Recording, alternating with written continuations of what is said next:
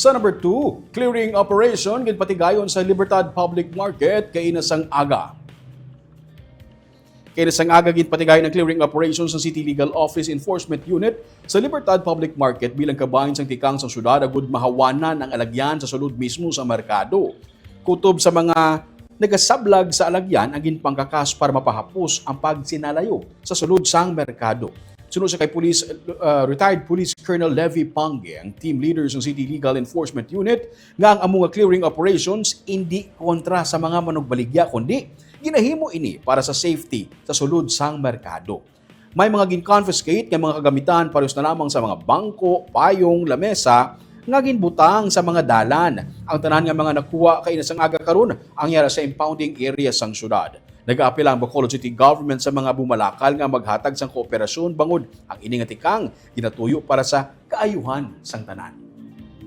May na-encounter kita ng mga problema siguro mga basura na lang aras tong dalan. But na ano na lang no, nakamitigan na niya to sa tigil na diretso kung ano dapat na addressin na mga problema.